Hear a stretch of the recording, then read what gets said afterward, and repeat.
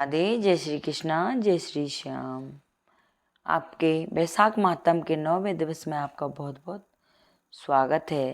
प्रार्थना करते हैं कि आपका ये बैसाख स्नान निर्विघ्न पूरा हो और विष्णु भगवान आप पर सदा कृपा बनाए रखें।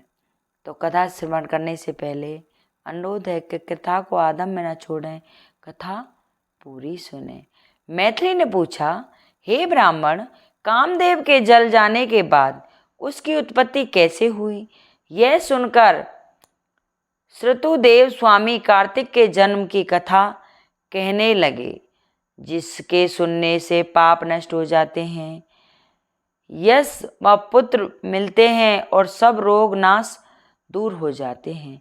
तब महादेव जी ने कामदेव को भस्म कर दिया। तब उनकी स्त्री रति मूर्छित हो गई और फिर चेत होने पर अनेक प्रकार से विलाप करके शरीर त्याग करने लगी और अंतिम क्रिया करने के लिए बसंत को बुलाया। बसंत ने आकर रति को समझाया कि आत्मघात करना धर्म का हेतु नहीं है। इसलिए रति के न मानने पर बसंत ने नदी के तट पर चिंता बताई और रति गंगा में स्नान कर संपूर्ण क्रिया कर्म से निवृत्त हो सब इंद्रियों को रोक और मन को आत्मा में लीन कर चिंता पर चढ़ने को उद्गम हुई। तब आकाशवाणी हुई कि हे कल्याणकारी, हे पति में अत्यंत प्रेम रखने वाली, तू चिता में प्रवेश मत कर। तेरा पति महादेव जी के प्रसाद से तथा यदुवंशी कृपा भगवान से पुनः पैदा होगा। ऐसा क्रम से 2 जन्म होंगे। तब दूसरे जन्म में श्री कृष्ण से रुक्मणी के गर्भ से तेरा पति पैदा होगा। उसका नाम प्रद्युम्न होगा। तू ब्रह्मा के शाप से शंकर के घर में निवास करेगी। वही प्रद्युम्न नाम के तेरे पति से तेरा मिलन होगा।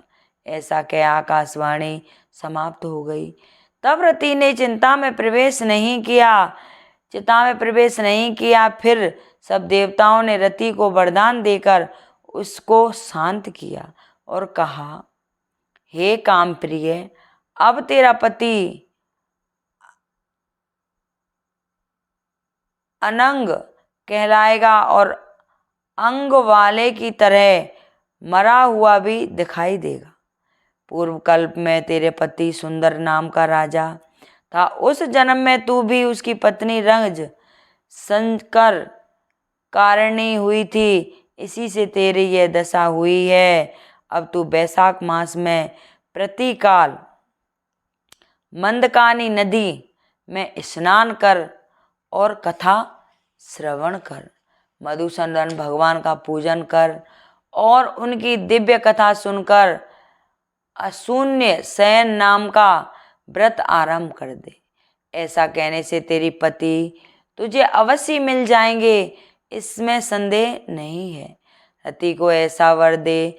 सब देवता अपने अपने स्थानों को चले गए और रति भी कलेश से निवृत्त हो गई। मेष की संक्रांति में गंगा स्नान कर अशून्य शयन व्रत धारण करते ही उसने तत्काल कामदेव दिखाई दिए।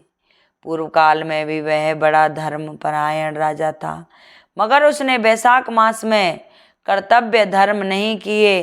इसलिए कामदेव परमात्मा का पुत्र होने पर भी अंगहीन हुआ। जब महादेव जी अंतर ध्यान हो गए, तब पार्वती जी निराश खड़ी हो सोचने लगी कि क्या करूं। तब पिता हिमवान उन्हें अपने घर ले गए। पार्वती जी शंकर जी के रूप और गुणों को देख मुग्ध हो गई। मन में शंकर जी को पति बनाने की ठान गंगा तट पर तप करने लगी। वे माता पिता आदि सब के समझाने पर भी भूखी प्यासी जटाएं बढ़ा सहस्त्र वर्ष तक महालिक पूजन करती रहीं। तब महादेव जी सायंकाल ब्रह्मचारी के वेश में उनके सामने पर्णकुटी पर अनेक प्रकार की परीक्षा कर और अपने में दृढ़ देख बोले, हे बद्रे, जो तुम्हारी इच्छा हो वो वर मांग लो। तब पार्वती जी ने वर मांगा कि हे रुद्र, तुम मेरे पति हो, तथा अस्तु ऐसा ही हो। यह वर देकर सप्तऋषियों को बुला हिमालय के पास भेजा। ये सप्तऋषि हिमालय के पास पहुँचे और हिमालय के पूछने पर बोले, हे राजन, तेरी कन्या पार्वती ने जो पहले दक्ष की पुत्री थी, अपने पति के यज्ञ में अपना शरीर त्याग कर दिया था, तेरे घर में जन्म लिया है, इसका विवाह महादेव जी से ही करा दे।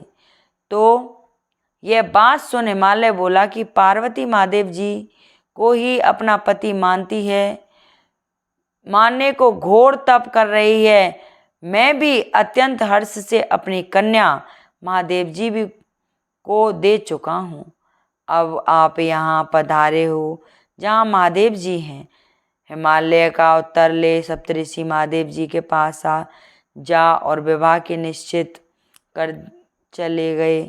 तब तो लक्ष्मी आदि सब देवियाँ तथा विष्णु आदि सब देवता बाराती बनकर चले और महादेव जी अग्नि के प्रभाव बढ़ रहा है, वह स्त्री न होने से प्रसव नहीं होता है, हमारी रक्षा कर। प्रार्थना करने पर गंगा ने कहा, तथास्तु। तब देवताओं के कहने से अग्नि ने गर्भमोचन मंत्र से गर्भ का आकर्षण कर शंकर जी के तेज को गंगा जी में छोड़ दिया। यह तेज दीप्तमान और लोकों में सहनशील था। कुछ मास पर्यंत गंगा जी ने उसे सहन ना कर सकी और जल सूख गया और रक्त कलेवर दिखाई देने लगे। तब अत्यंत दुख से व्याकुल हो अपने उदर एवं गर्भ को त्याग दिया, जो सरपतों में गिरा, जहाँ विदीर्ण हो गया। गर्भ के 6 भाग हो गए। तब ब्रह्मा को भेजी 6 कृतिकाओं आईं। उन्होंने संकरणों से विभिन्न संभाव तेज से 6 भागों को ग्रहण कर 6 मुख का पुरुष बनाया। जिसका शरीर एक ही था, उसे बहुत दृढ़ और दिया। वह पुरुषार्थ 6 मुखी शरीर बहुत अत्यंत समय तक संग्रहों में वैसे ही पड़ा रहा, उनका कोई रक्षक नहीं था। एक दिन बैल पर चढ़े हुए महादेव जी पार्वती जी उसी स्थान से होकर श्री शैल को जा रहे थे कि सहसा पार्वती के स्थानों से दूध की धार ढलने लगी। तब विस्मित हो पार्वती ने महादेव जी से अकस्मात स्तनों से दूध बहने का कारण पूछा।